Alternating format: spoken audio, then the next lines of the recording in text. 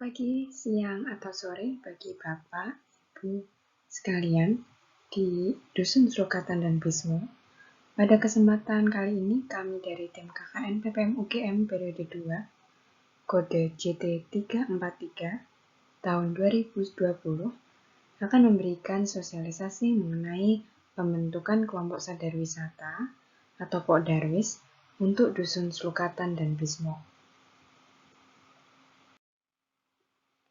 Sosialisasi ini akan memuat 6 hal. Yang pertama mengenai pengertian Pokdarwis, yang kedua mengenai struktur Pokdarwis, yang ketiga mengenai peran dan fungsi Pokdarwis, yang keempat mengenai pembinaan Pokdarwis, yang kelima mengenai Sabta Pesona, dan yang keenam mengenai Pokdarwis di kenormalan baru. Bagian pertama yaitu pengertian Pokdarwis. Kelompok sadar wisata adalah lembaga informal dengan anggota yang memiliki kepedulian tinggi untuk pengembangan pariwisata dalam menunjang pertumbuhan minat wisatawan untuk berkunjung.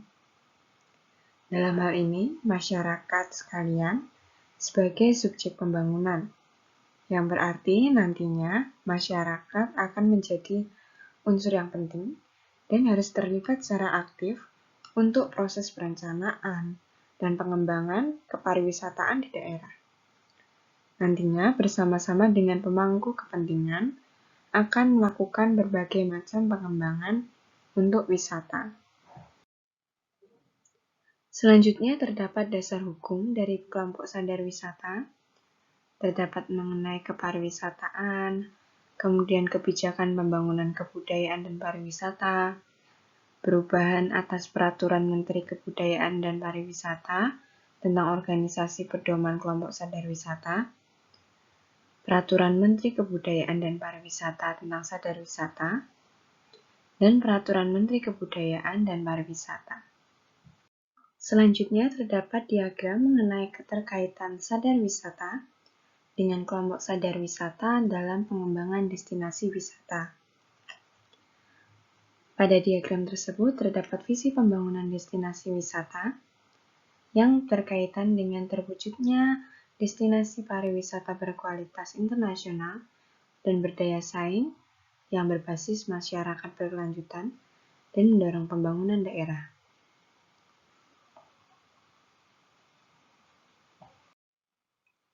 Selanjutnya pada bagian 2 mengenai struktur dari kelompok sadar wisata. Yang pertama mengenai keanggotaan kelompok sadar wisata. Yang pertama keanggotaan bersifat sukarela. Yang kedua, seseorang harus memiliki dedikasi dan komitmen untuk mengembangkan kepariwisataan daerahnya. Dan yang ketiga, masyarakat yang menjadi anggota kelompok sadar wisata adalah masyarakat yang bertempat tinggal di sekitar lokasi, daya tarik wisata, dan memiliki kepedulian terhadap pariwisata. Yang keempat, memiliki mata pencaharian atau pekerjaan yang berkaitan dengan penyediaan barang atau penyediaan jasa yang akan berguna bagi kebutuhan wisatawan, baik langsung maupun tidak langsung. Kemudian jumlah anggota setiap kelompok sadar wisata minimal 15 orang.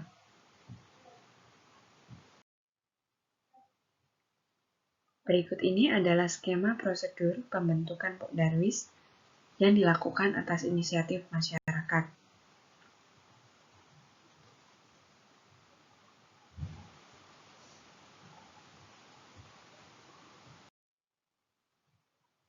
Kemudian struktur dari kelompok sadar wisata.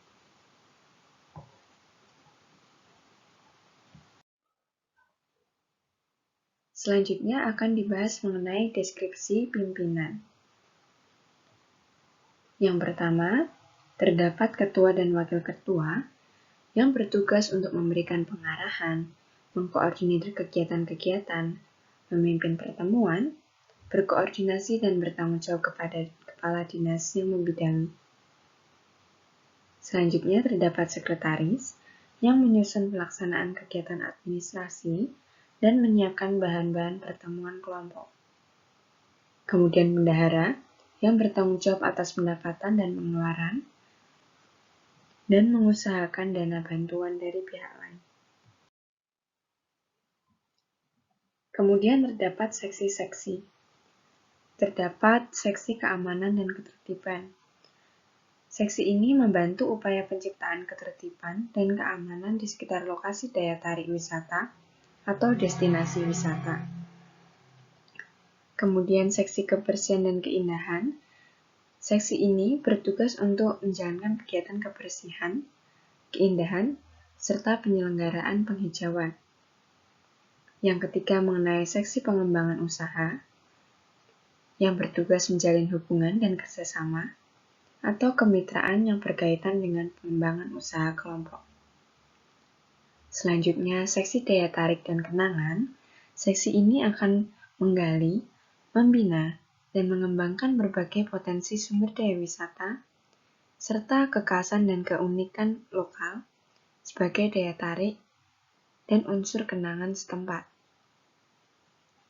Kemudian seksi hubungan masyarakat dan pengembangan sumber daya yang mengembangkan bentuk-bentuk informasi dan publikasi kepariwisataan dan kegiatan kelompok sadar wisata, serta mengikut-sertakan anggota kelompok dalam penataan, ceramah, diskusi yang diselenggarakan oleh lembaga atau organisasi wisata.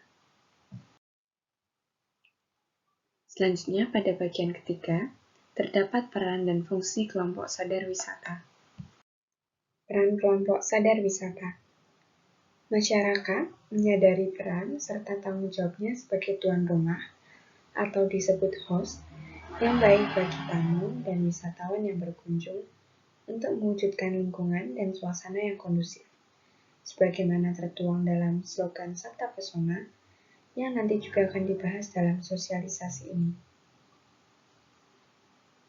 Selanjutnya, masyarakat menyadari hak dan kebutuhannya untuk menjadi pelaku wisata dalam melakukan perjalanan ke suatu daerah tujuan wisata sebagai wujud kebutuhan dasar untuk berekreasi maupun khususnya dalam mengenal dan mencintai tanah air.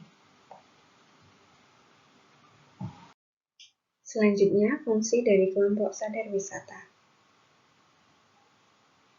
Kelompok sadar wisata ini nantinya akan menjadi penggerak gerakan sadar wisata dan sabta pesona di lingkungan yang kemudian akan menggerakkan masyarakat-masyarakat lain.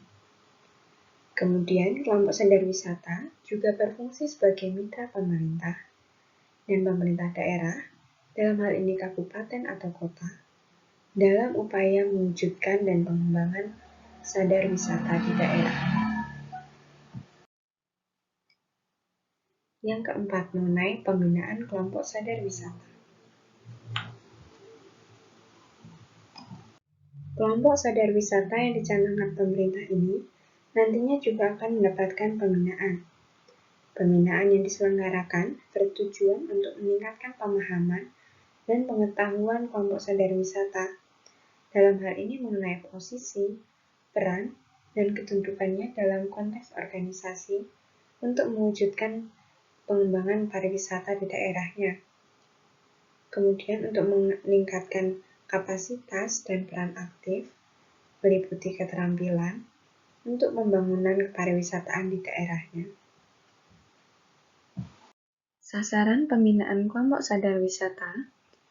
Yang pertama, meningkatnya kapasitas dan kualitas dalam mendukung upaya-upaya pengembangan kepariwisataan daerah.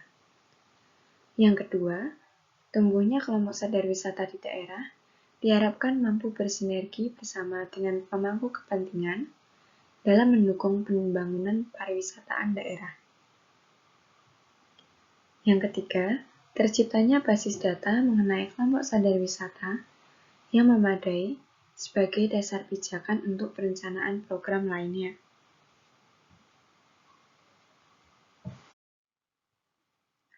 Berikut adalah skema pembinaan kelompok sadar wisata.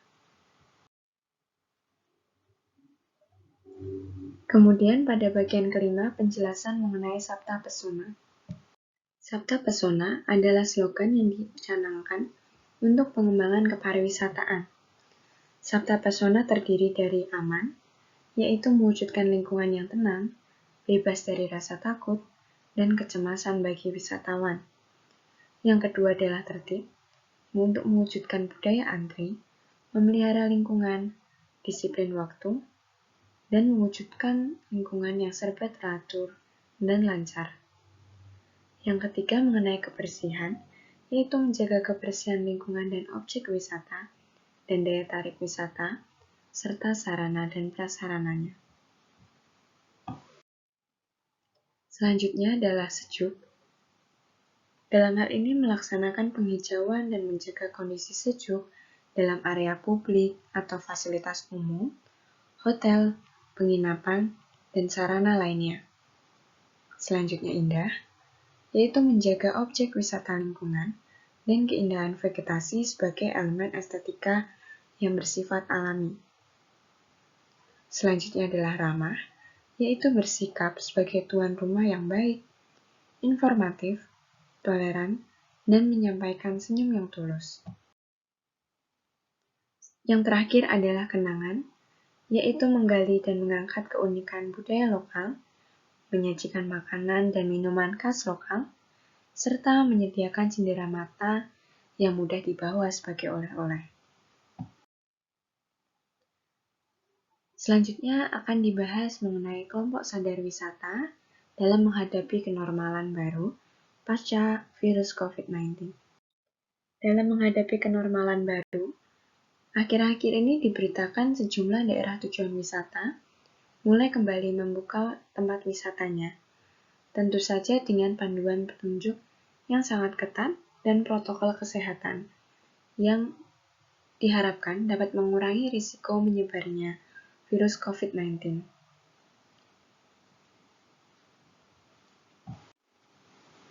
Protokol kesehatan juga sebaiknya diterapkan di Dusun Slokatan dan Bismo, terutama untuk menghadapi wisatawan-wisatawan yang berkunjung di masa kenormalan baru ini. Fasilitas yang harus tersedia dalam menghadapi kenormalan baru, yang pertama adalah tersedianya hand sanitizer, yang kedua adalah mencuci tangan secara berkala, termasuk memberikan himbauan kepada wisatawan, dan yang terakhir adalah menggunakan masker sesuai standar, dan mewajibkan kepada seluruh kelompok sadar wisata, perangkat yang bertugas, serta wisatawan yang datang berkunjung. Dengan demikian, diharapkan kegiatan wisata yang ada di Dusun Slokatan dan Bismo dapat tetap berjalan dengan aman. Demikian presentasi yang kami sampaikan. Apabila terdapat pertanyaan dan masukan, dapat dikirimkan ke alamat email dan Instagram sebagai berikut. Selanjutnya, kami juga akan mengirimkan panduan mengenai peningkatan publikasi objek wisata di Dusun Slokatan dan Bismo yang akan disampaikan berikutnya. Terima kasih.